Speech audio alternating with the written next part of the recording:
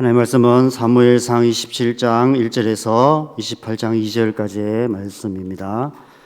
사무엘상 27장 1절에서 28장 2절까지의 말씀을 우리 다 같이 한 목소리로 읽겠습니다. 다윗이 그 마음에 생각하기를 내가 후일에는 사울의 손에 붙잡히리니 블레셋 사람들의 땅으로 피하여 들어가는 것이 좋으리로다. 사울이 이스라엘 온 영토 내에서 다시 나를 찾다가 단념하리니 내가 그의 손에서 벗어나리라 하고, 다윗이 일어나 함께 있는 사람 600명과 더불어 가드왕 마옥의 아들 아기스에게로 건너가니라. 다윗과 그의 사람들이 저마다 가족을 거느려고 가드에서 아기스와 동거하였는데, 다윗이 그의 두 아내 이스라엘 여자 아히노암과 나발의 아내였던 갈멜 여자 아비가일과 함께 하였더니, 다윗이 가드에 도망한 것을 어떤 사람이 사울에게 전하매 사울이 다시는 그를 수색하지 아니하니라. 다윗이 아기스에게 이르되 바라건대 내가 당신께 은혜를 입었다면 지방 성읍 가운데 한 곳을 내게 주어 내가 살게 하소서. 당신의 종이 어찌 당신과 함께 왕도에 살리까 하니, 아기스가 그날에 시글락을 그에게 주었으므로 시글락이 오늘까지 유다 왕에게 속하니라. 다윗이 블레셋 사람들의 지방에 산 날수는 1년 4개월이었더라. 다윗과 그의 사람들이 올라가서 그술 사람과 기르스 사람과 아밀렉 사람을 침노하였으니, 그들은 옛적부터 수불과 애굽 땅으로 지나가는 지방의 주민이라. 다윗이 그 땅을 쳐서 남녀를 살려두지 아니하고 양과 소와 나귀와 낙타와 의복을 빼앗아 가지고 돌아와 아기스에게 이르매, 아기스가 이르되 너희가 오늘 누구를 침노하였느냐 하니, 다윗이 이르되 유다 네겝과 예라무엘 사람의 네겝과 겐 사람의 네겝이니이다 하였더라. 다윗이 그 남녀를 살려서 가드로 데려가지 아니한 것은 그의 생각에 그들이 우리에게 대하여 이르기를 다윗이 행한 일이 이러하니라 하여 블레셋 사람들의 지방에 거주하는 동안에 이같이 행하는 습관이 있었다 할까 두려워함이었더라. 아기스가 다윗을 믿고 말하기를 다윗이 자기 백성 이스라엘에게 심히 미움을 받게 되었으니 그는 영원히 내 부하가 되리라고 생각하니라. 그때에 블레셋 사람들이 이스라엘과 싸우려고 군대를 모집한지라. 아기스가 다윗에게 이르되 너는 밝히 알라. 너와 내 사람들이 나와 함께 가서 군대에 참가할 것이니라. 다윗이 아기스에게 이르되 그러면 당신의 종이 행할 바를 아시리이다 하니, 아기스가 다윗에게 이르되 그러면 내가 너를 영원히 내 머리 지키는 자를 삼으리라 하니라. 아멘. 보도록 하겠습니다. 오늘 본문은 다윗의 광야의 마지막 이야기인 시글락 땅에서의 다윗의 이야기입니다. 오늘 말씀에서 우리는 사울 왕을 피해서 유다 광야를 도망 다니던 다윗이 결국 유다 땅을 떠나서 블레셋 땅으로 도피하여서 아기스 왕이 내어준 시글락 땅에 거하면서 블레셋 왕 아기스의 용병으로 살아가는 그런 모습을 보게 됩니다. 문득 이런 질문이 생깁니다.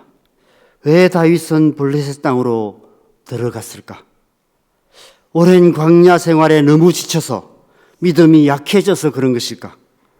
끝까지 하나님을 신뢰하면서 그 땅에 머물러 있어야만 하지 않았을까? 얼핏 생각하기에 너무나 다윗답지 않은 그런 선택인 것처럼 보입니다.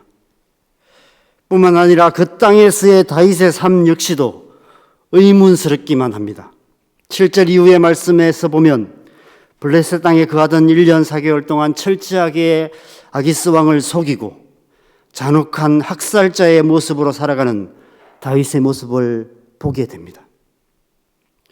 우리가 지금까지 알던 다윗과는 너무나 다른 다윗답지 못한 모습을 보게 됩니다.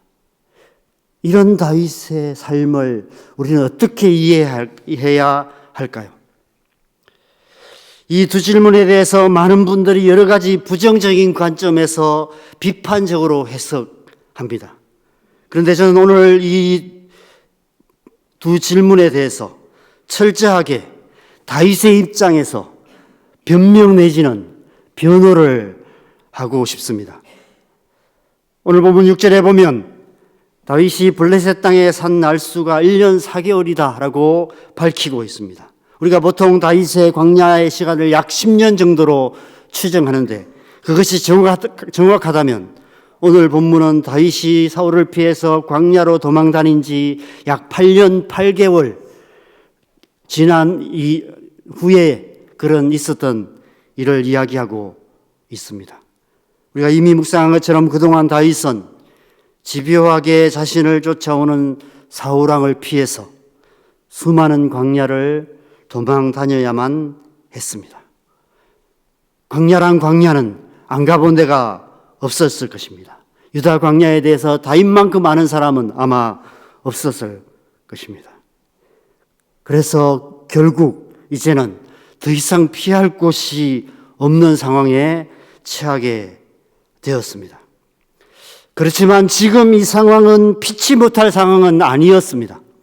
왜냐하면 그 광야를 벗어날 수 있는 기회가 두 번이나 있었기 때문입니다. 24장과 26장에서 두 번이나 사울을 죽일 수 있는 기회가 있었습니다.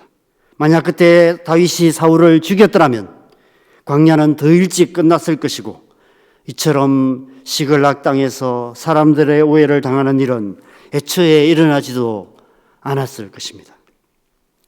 그러나 다윗은 자기 손으로 하나님의 기름 부으심을 받은 사울왕을 죽이지 않기로 결정을 했습니다. 그것은 하나님이 하실 일임을 굳게 믿었습니다. 그래서 제 본문 26장 마지막 절에 보면 사울왕으로부터 내게 복이 있을지로다 내가 큰 일을 행하겠고 반드시 승리를 얻으리라는 확인을 받기까지 했습니다. 그럼에도 불구하고 다윗은 알았던 것 같습니다. 사울의 광기가 자신을 죽이기까지는 결코 멈추지 않을 것이라는 사실을. 오늘 본문 2절에 보면 다윗의 무리들이 600명이었다라고 말씀하고 있습니다. 싸움에 싸울 수 있는 용사만 600명이었다면 가족들과 광야의 시간 동안 태어난 어린아이들까지 포함한다면 최소한 2,000명은 넘었을 것이다 라고 추정해 볼 수 있습니다. 그리고 그에 따른 수많은 가축들도 있었을 것입니다. 그 수많은 무리들을 이끌고 광기 어린 사울왕의 집요한 추적을 피해서 유다 광야를 도망 다니는 것이 이제는 더 이상 불가능한 상황이 되고 말았습니다. 더 이상 도망갈 곳이 없었던 것입니다. 결국은 사울왕과 마주해야만 했을 것이고 이제 다시 사울왕의 군대와 마주치게 된다면 다윗은 자기의 사람들을 지키기 위해서라도 생명을 걸고 사울왕과 싸워야 했을 것이며 결국은 사울왕의 칼에 죽거나 사울왕을 죽이거나 하는 결과를 낳을 수밖에 없었을 것입니다. 다윗은 선택해야만 했습니다. 그 땅에 남아서 사울왕과 싸울 것인가 아니면 사울왕의 손이 미치지 못하는 곳으로 피할 것인가. 여러분이라면 어떤 선택을 했을까요? 여러분은 어떤 선택이 하나님의 마음에 합한 선택이라고 생각하십니까? 다윗의 600명의 무리들은 광야 초기에는 정말 오합지졸 같은 사람들이었습니다. 아둘람 둥골에 모여든 400명의 사람들을 환난당한 자, 빚진 자, 마음이 원통한 자들이었다라고 말하고 있습니다. 그러나 다윗과 함께한 광야의 이 8년 8개월의 시간들을 보내는 동안 그들은 잘 훈련된 군대가 되었습니다. 훗날 사무엘하 23장에 보면 다윗의 용사들의 이름과 그들의 무용담이 기록되어 있는데 그들은 대부분 이 600명의 무리들 가운데 있었던 사람들일 것입니다. 오늘 말씀에서 블레셋 왕 아기스 왕이 다윗의 무리를 받아들인 이유도 그 때문입니다. 다윗이 사울왕의 대적이 되었다는 소문을 들었지만 사실 블레셋에 있어서 다윗 역시도 사울보다 더 큰 원수와도 같은 그런 존재였습니다. 어려서 골리앗을 죽였고 사울왕의 신복으로 있을 때는 전쟁 때마다 골칫덩어리였으며 광야로 도망다니는 와중에서도 블레셋 군대를 쳐서 그일라 땅을 구하는 다윗의 모습은 성경을 읽는 우리에게나 이스라엘 백성들에게는 영웅일지 모르지만 블레셋 사람들에게 있어서는 철천지 원수였을 것입니다. 아마 다윗과 그의 군대를 받아들인다라고 했을 때 수많은 백성들이 반대했을 것입니다. 그런데 그 다윗이 이스라엘 왕 사울에게 쫓겨서 제 발로 블레셋 땅으로 들어온 것입니다. 아기스 왕 역시 선택해야만 했습니다. 그 무리들을 받아들일 것인가, 아니면 싸워서 없애버릴 것인가. 오랜 경험으로 아기스 왕은 다윗의 무리가 싸워서 없애기에는 만만치 않은 군대였으며 또 그렇게 없애버리기에는 너무나 아까운 그런 무기와 같은 그런 모습이었던 것 같습니다. 27장 마지막 절인 12절 말씀에 보면 다윗이 영영이 내 부하가 되리라라고 흡족해하는 아기스의 모습을 보면 그들과 싸우기보다는 전략적 동맹을 맺는 것이 훨씬 유리하다는 결론을 얻었던 것 같습니다. 그래서 아기스가 다윗의 무리를 자신의 군대로 받아들였습니다. 아마 아기스가 인정할 만큼 뛰어난 용사들이었기 때문에, 뛰어난 군대였기 때문에 그랬던 것 같습니다. 이 정도 군대면 유다 광야에 있었어도 충분히 사울왕의 군대와 맞서 싸울 수 있었고 능히 이길 수 있었을 것입니다. 결론적으로 말해서 다윗이 블레셋 땅으로 피한 것은 사울왕의 손에 죽을까 두려워 피한 것이 아니라는 것입니다. 믿음이 약해져서 피한 것이 아니라는 것입니다. 오히려 자신의 손으로 결국은 사울왕을 죽이게 될까 봐 두려워서 피한 것입니다. 만약 그랬더라면 훗날 다윗이 이스라엘 왕이 되었을지라도 그의 통치에 크다란 오점을 남기는 결과를 낳고 말았을 것입니다. 그는 철저하게 하나님께서 하실 것을 믿었던 것입니다. 그가 블레셋 땅으로 들어간 것은 그의 믿음이 약해져서가 아니라 오히려 광야에서 연단된 더 큰 믿음으로 한 걸음 더 멀리 나아갔던 것입니다. 블레셋 땅으로 들어갈지라도 하나님께서 일하실 것을 그는 굳게 믿었던 것입니다. 하나님은 단지 유다 땅에만 계신 분이 아니라 블레셋 땅에서도 하나님이 계시다는 사실을 믿었던 것입니다. 지난주에 강 목사님과 전화통화를 하게 되었는데 강 목사님께서 그 설교 가운데 누누이 간증하셨던 것처럼 처음 직장을 그만두고 목회의 길을 갈 때 동료 직원들이 미래를 걱정하는 직원들을 향해서 하나님은 직장 밖에도 계시네 라고 말했다는 그런 말씀을 하셨습니다. 다윗은 광야의 시간을 통해서 하나님은 단지 이스라엘의 하나님만 아니라 온 땅과 열방의 하나님이심을 굳게 믿었던 것입니다. 다윗 안에 이제 광야의 시대를 끝내고 하나님의 약속을 이룰 수 있는 더 큰 믿음이 생겨났던 것입니다. 하나님께서 다윗에게 이 광야의 시간을 허락하신 이유가 바로 이 때문이었던 것입니다. 더 크신 하나님을 믿는 더 큰 믿음, 그 믿음이 있어야만이 다윗은 하나님 나라를 이루어갈 수 있었고 하나님 나라를 통치하는 하나님 나라의 왕이 될 수 있었기 때문입니다. 저는 이 말씀을 묵상하면서 오늘날 저와 여러분에게 하나님께서 광야 같은 시간을 허락하신 이유가 이 때문이 아닐까 생각해 보게 됩니다. 이 땅의 교회 안에 필요한 믿음이 이런 믿음이 아닐까 하는 생각이 듭니다. 우리의 삶의 광야 같은 시간을 끝내고 하나님의 약속을 이룰 수 있는 더 큰 믿음이 필요합니다. 교회 안에만 계신 하나님이 아니라 교회 밖에도 계시는 하나님, 나아가 온 땅과 열방 가운데 살아 역사하시는 더 크신 하나님을 믿는 더 큰 믿음이 우리 가운데 필요한 것 같습니다. 더 크신 하나님을 믿는 더 큰 믿음으로 광야 같은 이 세상 속에서 하나님 나라를 이루어가는 삶을 살아가는 저와 여러분이 되셔야 될 줄 믿습니다.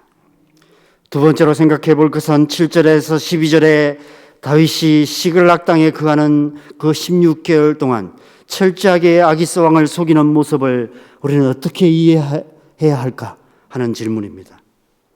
도덕적인 관점에서 생각하면 다윗은 지금 거짓말을 하고 있습니다. 그것도 1년 4개월을 지속적으로 거짓말로 아기스 왕을 속이고 있습니다. 우리는 이런 다윗의 모습을 어떻게 이해해야 할까요? 다윗은 지금 죄를 짓고 있는 것이 아닐까요? 게다가 당시 전쟁에서 여자와 어린이 아이들은 죽이지 않고 살리는 것이 불문율과 같았습니다. 그런데 다윗은 자신의 이 거짓된 행동이 들통날까봐 증거를 없애기 위해서 여자와 어린 아이들까지도 다 죽여 없애는 잔혹한 학살자의 모습으로 살아가고 있는 것을 보게 됩니다. 너무나 다윗답지 못한 모습입니다. 과연 다윗은 돌이킬 수 없는 지경으로 타락하고 말았던 것일까요? 저는 이 점에 대해서도 다윗을 변호하고 싶습니다. 우리가 아시다시피 사람을 죽이는 살인은 죄입니다. 그러나 전쟁에서 나라를 지키기 위해서 적군을 죽이거나 자기와 가족들의 생명을 빼앗으려는 악인과 맞서 싸우다가 생기는 살인은 죄라고 하지 않습니다. 거짓말 역시도 마찬가지입니다. 여러분, 신들러 리스트라는 영화를 잘 아실 것입니다. 2차 세계대전 당시에 나치의 군대를 속이면서 1200명에 달하는 유대인들의 생명을 살렸던 오스카 신들러라는 사람의 실화를 바탕으로 한 영화입니다. 유대인들의 생명을 구하기 위해서 나치의 군대를 속였던 신들러의 거짓말을 우리는 죄라고 하지 않습니다. 오늘 본문의 다윗의 거짓말과 잔혹한 행위들 역시 마찬가지입니다. 그렇다고 제가 살인이나 거짓말이 상황에 따라 죄가 아닐 수도 있다는 말을 하려는 것은 아닙니다. 인간적이고 도덕적인 관점에서 본다면, 세상적인 관점에서 본다면 다윗의 거짓말과 학살 행위는 분명히 부도덕하고 잔혹한 행위임이 분명합니다. 그러나 제 말의 요점은 오늘 다윗의 이 행위를 단지 도덕적인 관점이 아닌 다른 관점에서 보아야 한다는 것입니다. 다윗은 지금 마치 이스라엘 백성들을 친 것처럼 아기스 왕을 속이고 있지만 오히려 이스라엘 변방 지역에서 이스라엘 백성들을 괴롭히고 있는 원수들을 공격하여서 그들로부터 이스라엘 백성들을 구원하는 일을 하고 있었다는 것입니다. 그럼 비록 블레셋 땅으로 도망쳐서 정체를 숨기고 우리가 보기에는 거짓투성이인 잔혹한 학살자의 삶을 살아가고 있었지만 알고 보면 이스라엘 백성들을 위해서 싸우고 있었던 것입니다. 다윗은 훗날 하나님의 약속이 이루어져서 이스라엘 왕이 되어서 해야만 하는 일을 이미 미리 하고 있었다는 것입니다. 저는 이 시글락의 다윗의 모습 속에서 진정한 왕의 모습을 보게 됩니다. 우리가 보기에는 블레셋의 종으로 살아가고 있는 것처럼 보이지만 하나님 앞에서 다윗은 이미 이스라엘 백성들의 왕으로 살아가고 있었던 것입니다. 그게 왕위는 주어지지 않지만 왕의 삶을 이미 살아가고 있었다는 것입니다. 이스라엘 땅에서 도망쳐 블레셋 왕 아기스의 종이 되어 부하가 되어 있지만 이미 왕으로 살고 있는 다윗의 모습은 이스라엘 땅의 왕자에 앉아 있지만 이미 왕의 기름 부음을 잃어버리고 왕의 해야 할 일을 버리고 오히려 자신의 백성들을 죽이려 희란이 되어 있는 사울 왕과는 완전히 대조되는 모습인 것입니다. 그 모습을 보여주기 위해서 하나님께서 이 시글락 땅에서의 다윗의 이야기를 기록하고 있는 것입니다. 시글락 땅에서 다윗은 이미 왕이 되어 있었고 이미 왕의 삶을 살고 있었고 이미 왕이 해야 할 그 일을 하고 있었다는 것입니다. 오늘 이 시글락에서의 다윗의 모습은 이 세상을 살아가는 우리 그리스도인의 삶이 무엇인지를 똑똑히 보여주고 있습니다. 우리는 아직 하나님 나라가 이루어지지 않고 있는 이 세상 가운데 살아가고 있습니다. 거짓과 속임수로 가득한 불의한 세상 속에서 세상의 조직과 구조와 권위 아래서 마치 세상의 종처럼 살아갈 수밖에 없습니다. 그러나 우리는 이미 왕 같은 제사장으로 부르심을 받아서 이 세상 속에서 하나님 나라를 이루어가는 하나님의 백성들로 살아가는 하나님의 사람들입니다. 우리는 이 세상 속에서 하나님 나라의 백성으로서 합당하게 왕 같은 제사장의 삶을 살아가야만 합니다. 우리의 직장에서 우리 이웃들 가운데서 하나님 나라를 살아가며 하나님 나라를 이루어가는 그런 삶을 살아가야 하는 것이죠. 시글락 땅에서 다윗 같은 삶을 살아가는 것, 그것이 하나님의 백성들의 삶이라고 오늘 본문을 통해서 하나님께서 우리에게 말씀하고 계시는 것이죠. 어떻게 우리는 그런 삶을 살아갈 수 있을까요? 5절 말씀에서 우리는 그 해답을 찾을 수 있습니다. 5절 말씀도 함께, 5절 말씀 우리 다 같이 함께 읽겠습니다. 시작. 다윗에게 이르되 바라건대 내가 당신께 은혜를 입었다면 지방 성읍 가운데 한 곳을 내게 주어 내가 살게 하소서. 당신의 종이 어찌 당신과 함께 왕도에 살리까 하니. 오늘 5절 말씀에 보면 하나님 은혜가 아닌 아기스 왕의 은혜를 구걸하고 있는 다윗의 모습은 언뜻 보기에는 하나님 은혜에서 한참 멀어져 있는 것처럼 보입니다. 그럼에도 불구하고 우리가 아는 것은 다윗의 삶은 여전히 이 아기스가 베푸는 은혜보다 더 크신 하나님의 은혜 안에 있다는 것입니다. 보이지 않는 하나님의 은혜의 손길이 그 블레셋 땅에서 여전히 다윗과 함께하고 있었다는 것입니다. 우리의 생각보다 더 큰 하나님의 은혜가 다윗의 삶에 하나님의 언약을 이루어가고 계신다는 것이죠. 사랑하는 여러분, 우리 하나님은 더 크신 하나님이십니다. 하나님의 은혜는 더 크고 더 넓고 더 깊은 은혜입니다. 우리를 향한 하나님의 사랑은 우리가 먼저 찬양했던 것처럼 측량할 수 없는 한량없는 하나님의 사랑입니다. 그래서 오늘 이 시글락에서의 다윗의 이야기가 우리의 이야기가 될 수 있고 우리에게 소망이 될 수 있습니다. 우리의 삶이 우리의 눈에 보기에는 하나님의 은혜에서 한참 멀어져 있는 것 같은 아기스 왕에게 은혜를 구걸하는 것 같은 모습일지라도 세상의 종처럼 살아가는 모습일지라도 하나님의 더 크신 은혜, 한없는 사랑이 여전히 우리를 품고 계시고 우리의 삶에 역사하고 계시기 때문입니다. 그 놀라운 하나님의 은혜를 믿고 살아가는 것, 날마다 그 크신 하나님의 사랑의 품 안에 거하는 것, 그것이 우리가 이 세상 속에서 하나님의 백성다운 삶을 살아가는 길이 되는 것입니다. 저와 여러분의 오늘 하루가 그런 하루 되기를 바랍니다.